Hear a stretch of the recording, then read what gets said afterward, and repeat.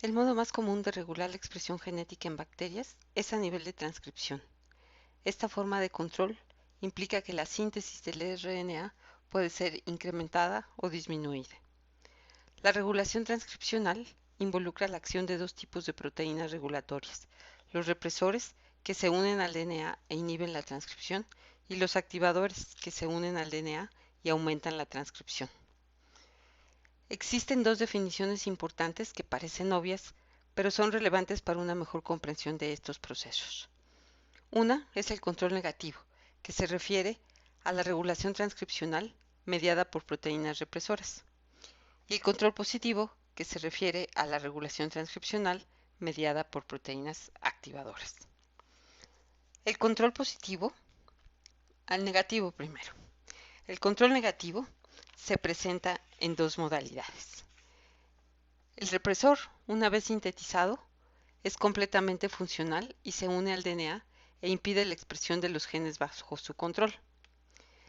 La expresión de los genes ocurre cuando en el citoplasma aparece un metabolito específico el cual se une al represor y provoca su disociación del DNA y la entrada de la RNA polimerasa al promotor para llevar a cabo la expresión de los genes. En este caso, al metabolito se le conoce como inductor y el gen blanco es inducible. En el segundo caso, la proteína represora, una vez sintetizada, no es funcional como represor y es incapaz de unirse al DNA. En estas condiciones, el gen blanco es expresado. Esta situación cambia cuando en el citoplasma aparece un compuesto o metabolito que actúa como correpresor y el aporrepresor se convierte en un represor funcional, se une al DNA y apaga la expresión del gen blanco. En este caso, el gene es reprimible y la molécula es el correpresor. Una situación similar ocurre en el control positivo. En la primera modalidad, la proteína regulatoria solo adquiere la capacidad para unirse al DNA al unirse a un metabolito que actúa como inductor, por lo que el gen blanco es inducible. En el segundo escenario, la proteína activadora, una vez sintetizada, es capaz de unirse al DNA y llevar a cabo la activación de la transcripción. Y en este caso, el activador, al unir una molécula inhibidora, se transforma en una proteína inactiva. La molécula se conoce como inhibidor y el gen se convierte en transcripcionalmente inactivo o inhibible. En resumen, en el control negativo, la regulación es mediada por proteínas represoras y puede ser inducible o reprimible, y el control positivo, mediado por proteínas activadoras, también puede ser inducible o inhibible. El ejemplo clásico de regulación transcripcional es el del operón LAC. Y en este punto vamos a abrir un paréntesis para definir el concepto de operón, acuñado por los mismos autores que construyeron el modelo de regulación de los genes LAC. El concepto de operón implica que un cierto número de genes estructurales, 2 o 3, forman una unidad regulatoria que se expresa a partir de un solo promotor. La RNA polimerasa transcribe un solo RNA mensajero policistrónico que contiene las secuencias codificadoras de 2 o más genes estructurales. Este arreglo le permite a la bacteria regular de forma coordinada un grupo de genes que codifican para proteínas con una función común. Un operón contiene diferentes regiones, que son el promotor, el operador, los genes estructurales y el terminador transcripcional. En el caso del operón LAC, este consta de 3 genes estructurales, que son expresados a partir de un solo promotor, que está representado aquí en verde, y da lugar a la síntesis de un RNA mensajero trisistrónico. El concepto de operón contrasta con el concepto de regulón, en el cual un conjunto de genes implicados en una respuesta fisiológica particular son transcritos como unidades separadas pero son controlados por la misma proteína regulatoria. Por ejemplo, los genes de utilización de maltosa se encuentran dispersos en el cromosoma y forman operones tri o bisistrónicos. Todos estos operones son regulados de forma coordinada por la proteína MALT. Aquí podemos ver en esta diapositiva los operones trisistrónicos y este bisistrón y bueno, que es un monocistrón, pero todos ellos son regulados por la proteína codificada por el gen MALT, que se une a estas regiones aquí representadas en morado. Entonces, en este caso es el regulón de los genes que permiten la utilización de maltosa en la bacteria. Y aquí tenemos pues el ejemplo clásico del operón LAC, es el operón trisistrónico y los 3 genes se expresan a partir de un solo promotor. En cuanto al operón LAC, los primeros estudios de este fueron realizados en la década de 1950 por François Jacob y Jacques Monod en el Instituto Pasteur. Y estos investigadores estaban interesados en elucidar la razón por la cual la enzima beta-galactosidasa aparece en la célula después de que ésta ha sido expuesta a la lactosa. Previamente a los estudios de Jacob y Monod, existía la teoría de que las enzimas podían ser adaptativas. Dicha teoría proponía que las enzimas existían en el citoplasma como precursores y solo en presencia del substrato adquirían la conformación apropiada para la catálisis. La propuesta, claro, contemplaba que no todas las enzimas en la bacteria eran adaptativas, ya que siempre era posible detectar algunas y estas eran las enzimas constitutivas. En el caso de la beta-galactosidasa, esta sería del tipo adaptativa. Uno de los primeros hallazgos de las investigaciones de Monod fue el obtener un anticuerpo anti-beta-galactosidasa y observar que no era posible detectar el polipéptido de la beta-galactosidasa en células que no habían sido expuestas al inductor, y esto sugería que esta teoría podía ser errónea. Para estudiar el problema con mayor detenimiento, Jacob y Monod hicieron uso de varias herramientas que resultaban de mucha utilidad. La primera fue la posibilidad de contar con un medio indicador que les permitiera distinguir las cepas con fenotipos LAC+, aquí serían las azules, de las cepas con fenotipo LAC-, que aquí serían las blancas. De esta forma, fueron capaces de aislar mutantes que presentaran un fenotipo alterado. Además, contaban con plásmidos que les permitieron realizar pruebas de complementación. Esto es, en una cepa mutante con un determinado fenotipo, se le puede introducir en un plásmido el gen silvestre. Si se restaura el fenotipo, la conclusión es que la mutación y el gene que fue introducido codifican para la misma proteína. En este caso de esta prueba, la cepa se vuelve diploide parcial. Además, contaban con el conocimiento de que varios compuestos químicos similares a los galactósidos inducían la síntesis de beta-galactosidasa en diferente magnitud, aunque muchos de ellos no eran substratos de la enzima. Aquí en ceros. Estos no son hidrolizados por la enzima. Este tipo de compuestos se denominaron inductores gratuitos. Y el uso de estos compuestos les permitió determinar la cantidad de beta-galactosidasa que podía ser formada en presencia de un inductor que no es substrato de la enzima. La primera pregunta obvia que tenían estos investigadores era saber si el operón LAC se regulaba por una proteína activadora o por una proteína represora. En caso de ser regulado por un represor, este tendría que ser inactivado en presencia de lactosa. Y si es regulado por una proteína activadora, esta tendría que ser activada en presencia de lactosa.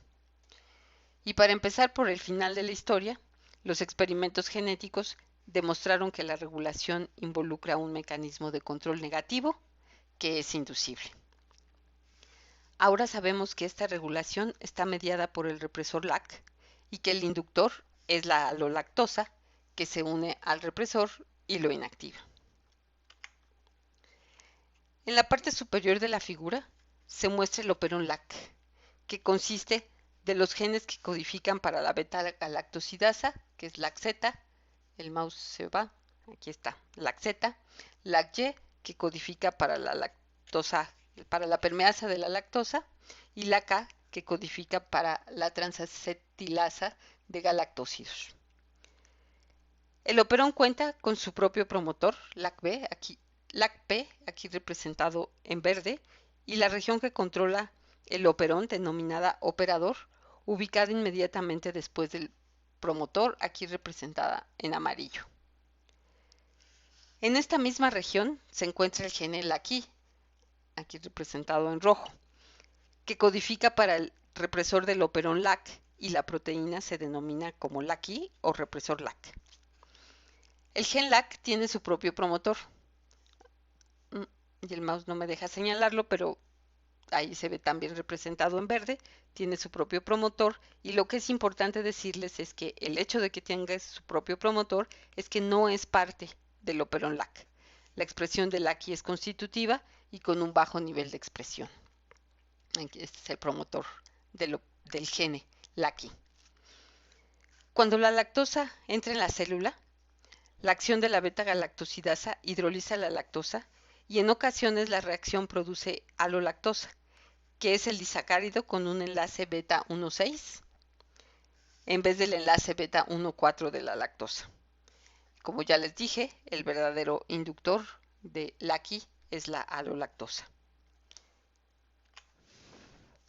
En ausencia de lactosa en el medio de cultivo, la expresión del gen LAC-I da lugar a la síntesis de la proteína represora, que se une a su región blanco, conocida con el nombre de operador o LACO, e impide el acceso de la RNA polimerasa al promotor. En estas condiciones, la expresión del operón está reprimida. En presencia de lactosa, la proteína represora se une a la alolactosa o inductor y cambia de una forma activa a una forma activa. Cambia de una forma activa como represor a una forma inactiva. Ya no se puede unir a la región operadora. Y en estas condiciones la RNA polimerasa se une al promotor LAC para llevar a cabo la transcripción del operón. Pero ¿cuáles son los datos genéticos que sentaron las bases de este modelo de regulación? Este es el resumen de los resultados genéticos de Jacob y Monod, publicados en inglés en una revisión en 1961, donde plasman sus conceptos más importantes de los mecanismos que controlan la síntesis de proteínas. En esta tabla se incluye el análisis de varias mutantes que definieron los elementos regulatorios del operón LAC. La cepa silvestre, representada por el símbolo más para cada uno de los locus, LAC-I+, Z+, A+, sintetiza beta-galactosidasa solo cuando hay lactosa en el medio de cultivo. Sin lactosa, el operón no se transcribe. La actividad de la transacetilasa sigue exactamente el mismo patrón de la beta-galactosidasa, lo que es esperado para los genes que conforman un operón. En la segunda línea de la tabla se encuentra la mutación en el gene LAC-I, representada por el símbolo negativo, LAC-I-. Mientras que el resto de los genes se encuentra en estado silvestre. En este caso, la cepa con estas características produce beta-galactosidasa de forma constitutiva. De la misma forma, la transacetilasa se produce de forma constitutiva. Lo anterior se ilustra en el esquema que representa la proteína codificada por el gene mutante LAC-I como un polipéptido alterado, incapaz de unirse a la región operadora, y es por ello que la expresión del operón LAC ocurre en ausencia o presencia del inductor, esto es, de forma constitutiva. Cuando esta cepa mutante en LAC-I se le introduce un plásmido, denominado plásmido F, como aquí se indica, con el gene LAC-I silvestre, el represor sintetizado a partir de la copia cromosomal sigue siendo defectivo e incapaz de unirse al operador. Pero la copia de LAC-I presente en el plásmido produce una proteína silvestre apta para unirse al operador, a los dos operadores, tanto al que está presente en el plásmido como al que está presente en el cromosoma. Y de este modo se reprime la expresión del operón en ausencia de lactosa. Cuando esta cepa se incuba en presencia de glucosa, el represor LAC-I une la alolactosa, se inactiva como represor y la RNA polimerasa puede transcribir ambas copias del operón LAC, tanto la cromosomal como la que está presente en el plásmido F. Por lo tanto, esta cepa complementada por el plásmido presenta un fenotipo silvestre, esto es, inducible. En la tabla podemos ver la cepa complementada con el plásmido F que ya lleva LAC-I silvestre y vemos cómo en condiciones no inducidas no hay expresión del operón LAC y tampoco hay expresión de la transacetilasa, ya que esta copia del LAC-I silvestre apaga ambas copias como lo vimos en el esquema anterior. También es posible aislar mutantes que expresen la beta-galactosidasa en ausencia de inductor y que la mutación se encuentre en el sitio donde se une el represor, o sea, en el sitio operador. En otras palabras, el gen LAC-I es silvestre y LAC-I es totalmente funcional, pero en el sitio en el DNA al cual se une esta proteína lleva una mutación y disminuye la afinidad de la interacción DNA-proteína. La mutante sintetizará beta-galactosidasa independientemente de la presencia del inductor. Su fenotipo es la más constitutiva. Al considerar únicamente el fenotipo, podríamos suponer que es la misma clase o tipo de mutante como la LAC-I-, que también es constitutiva. Sin embargo, la prueba de complementación permitió a los investigadores que estudiaban el operón LAC distinguir entre las mutantes LAC-I- y las mutantes LAC-O constitutivas. En el caso de la cepa que lleva la mutación O constitutiva y el plásmido con toda la región silvestre, se observa la síntesis de beta-galactosidasa independientemente de la presencia o ausencia de inductor en el medio, ya que el operador mutante no puede bajo ninguna circunstancia unir el represor LAC. El fenotipo de esta cepa sigue siendo constitutivo. Y esto se observa en la sexta y séptima línea de la tabla. La mutante LAC-OC expresa constitutivamente ambas enzimas y la cepa complementada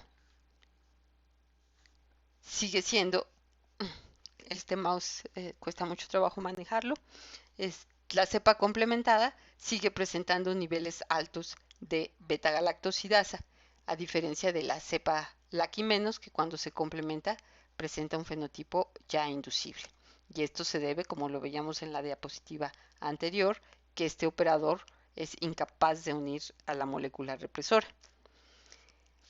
En el caso de la transacetilasa, aquí sí se ve que se induce su expresión y lo que pasa es que aquí hay un detalle que tenemos que fijarnos bien y es que la copia de la K en este caso está mutante o inactiva y esta copia es la que lleva justamente el operador constitutivo. Entonces la transacetilasa solo se va a expresar a partir de la copia cromosomal que tiene un operador silvestre. Entonces por eso en este caso la expresión de la transacetilasa sí es inducible. Otro detalle que podríamos prestar atención es que la mutante LAC-O constitutiva muestra una actividad de beta-galactosidasa en el estado no inducido de 25 y en el estado inducido de 95.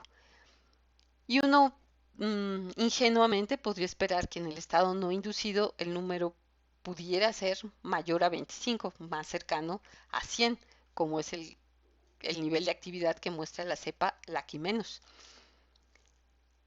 Sin embargo, en defensa de estos datos, de este número, valdría la pena fijarse que en la cepa silvestre la tasa de represión entre el estado inducido y no inducido, o la diferencia, es de 1000 veces.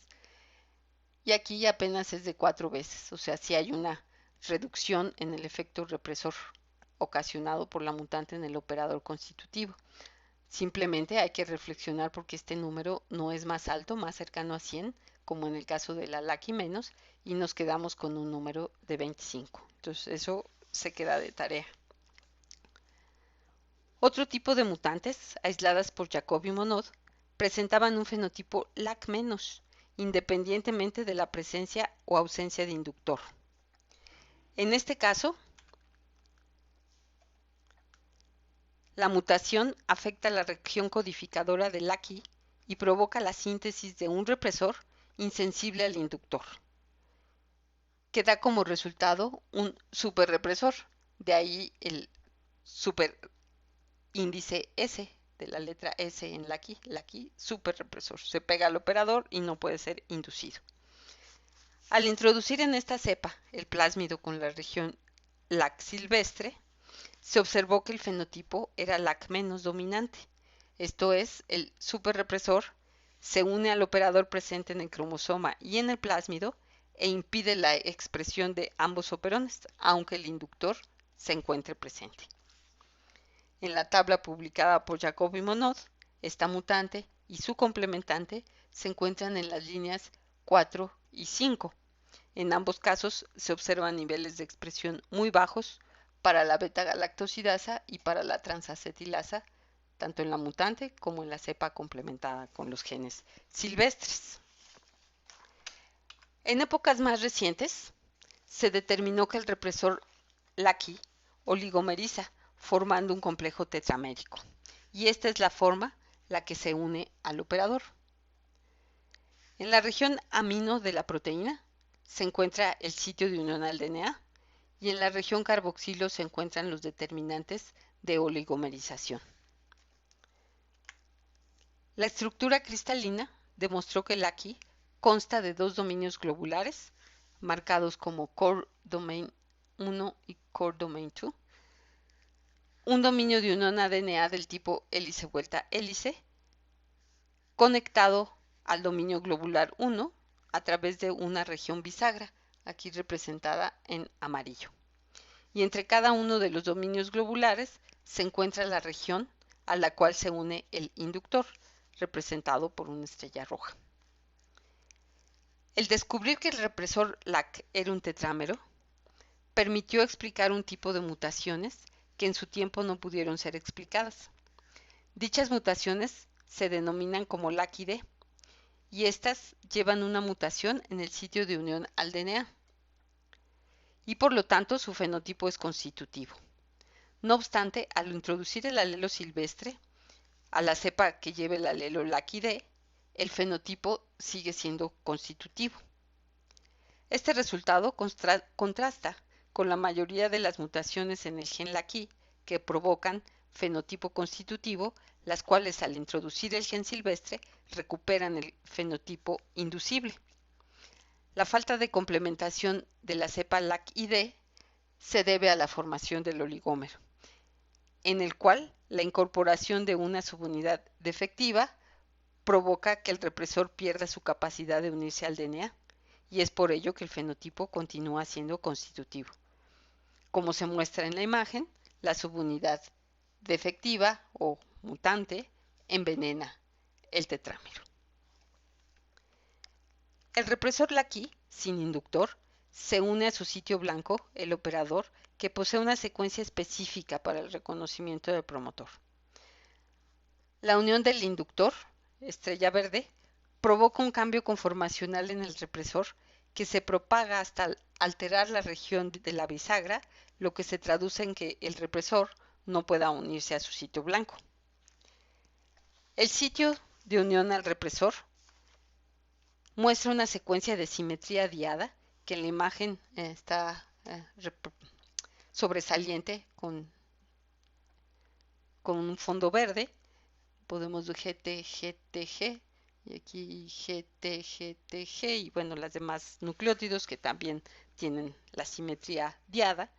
Y estas secuencias son reconocidas por la hélice de reconocimiento del represor y permiten una interacción específica. En la imagen se muestran los nucleótidos que son importantes para la unión de la Qui y se muestran las evidencias experimentales que permitieron determinar que efectivamente esta era la región de unión de la Qui. Por un lado, todas las mutaciones constitutivas que fueron aisladas en la región del operador mapean en esta zona, fundamentalmente en la región palindrómica. Las flechas púrpuras muestran las bases que son o que establecen contacto directo con el represor LACI, observado mediante la estructura cristalina del complejo DNA represor. Y finalmente, los resultados de los experimentos de protección ADNasa o footprinting, que muestran con una flecha blanca la región protegida por LACI. Pero la regulación del operón LAC resultó ser más complicada de lo que originalmente se consideró, ya que algunas décadas después de la publicación del modelo de Jacobi-Monod, se demostró la existencia de operadores auxiliares. El operador O1, ubicado cerca del promotor, es el originalmente caracterizado, y los operadores auxiliares, denominados O2 y O3, se ubican a 410 pares de bases yo abajo de LAC-O1, o sea, dentro de la región codificadora de LAC-Z, y LAC-O3, ubicado 83 pares de bases yo arriba del sitio O1. La importancia de estos operadores fue evidente al mutagenizar de forma independiente cada uno de ellos. Como se puede observar, la represión es máxima cuando los tres operadores están presentes. Este rectángulo verde indica el número de 1300, que es la división entre inducido y no inducido, mientras que en ausencia de uno de los operadores auxiliares, la represión disminuye aproximadamente 3 veces en ausencia de O2, si el mouse aparece aquí, O2, y 2 veces en ausencia de O3. La ausencia de ambos operadores auxiliares provoca una disminución en la tasa de represión de aproximadamente 50 veces. Sin O1, la tasa entre inducido y no inducido es de solo 2 veces. O sea, O1 sí es un operador muy importante para llevar a cabo la represión del operón LAC. Todas estas mutantes que carecen del operador O1 muestran una O1 y alguno de los operadores auxiliares, muestran una expresión constitutiva. Por lo tanto, la unión del represor LACI, que es un tetrámero, a O1 y alguno de los otros operadores auxiliares, tiene como resultado la formación de un asa o loop en el DNA, y de esta forma ocurre la máxima represión, y además cobra mucho sentido que el represor LACI sea un tetrámero con los sitios de unión ADN en ambos lados del oligómero. Otro de los aspectos enigmáticos concernientes a la expresión del operón LAC consiste en la observación de que en un cultivo de Escherichia coli creciendo simultáneamente en glucosa y lactosa, esta cepa es incapaz de utilizar inicialmente la lactosa, y en la imagen se observa la curva de crecimiento del cultivo, que inicialmente muestra una primera fase exponencial en la que se utiliza la glucosa del medio, y posteriormente, tras una breve fase estacionaria, se reinicia una fase exponencial en la cual la lactosa es utilizada. En este punto es cuando aparece la beta-galactosidasa, y en esta fase no se puede observar a la actividad de la beta-galactosidasa.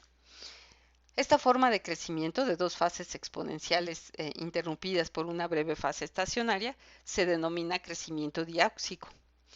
Y este efecto de la no aparición de la beta-galactosidasa durante el tiempo que la bacteria está consumiendo la glucosa, o durante el tiempo que hay glucosa en el medio de cultivo, se debe a que el operón LAC es controlado también por una proteína activadora. La falta de expresión del operón LAC, mediada por la presencia de glucosa en el medio, se conoce como represión catabólica, así se conoce el fenómeno. En este caso, la glucosa es el catabolito que ejerce dicha acción de forma indirecta.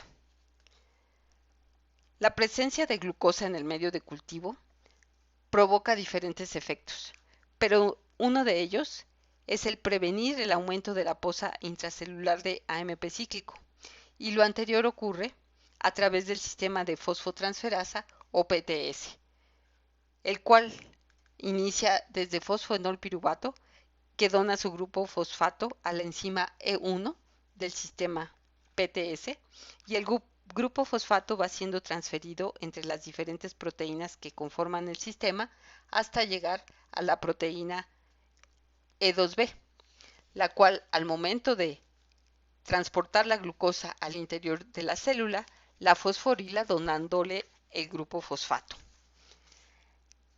Entonces, cuando hay glucosa en el medio de cultivo, los intermediarios fosforilados del sistema PTS, aquí representados en gris claro, nunca se acumulan, porque todo el tiempo se está donando el grupo fosfato para el transporte de la glucosa al interior de la célula.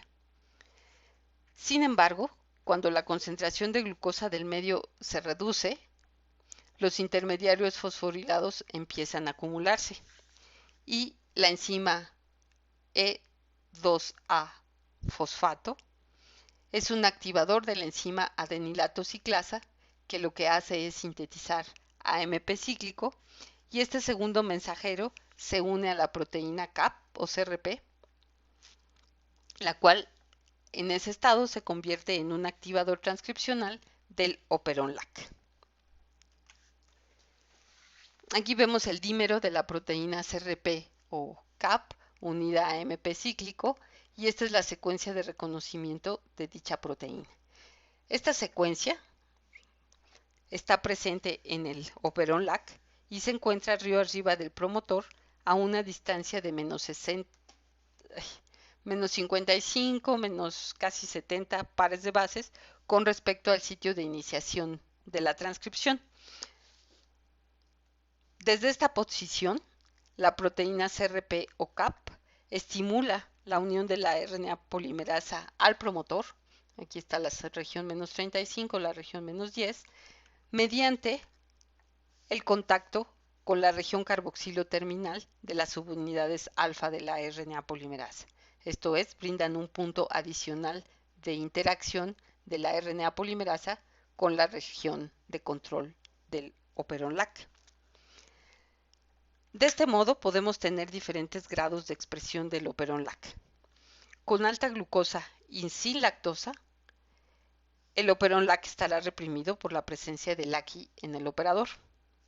En presencia de glucosa y lactosa, el represor puede disociarse del operador, aunque existen mecanismos que excluyen el transporte de lactosa cuando la glucosa está presente en el medio de cultivo. Sin embargo, estos fenómenos no se van a tratar en estas sesiones. No obstante, en esta condición, aunque estuviera despegado el represor del operador, se expresaría muy poco el operón LAC debido a la falta de activación. Al disminuir los niveles de glucosa, se acumula el AMP cíclico y el complejo CAP-AMP cíclico se une al DNA y favorece la transcripción del operón a alta frecuencia. De este modo concluimos la presentación y la revisión del tema del LAC en estas diapositivas. También se puede revisar el tema en el libro Genes, en alguna de sus versiones más recientes, o en el Schneider. El libro se llama Molecular Genetics of the Cell, y cualquier duda la podemos resolver y revisar en las sesiones que siguen.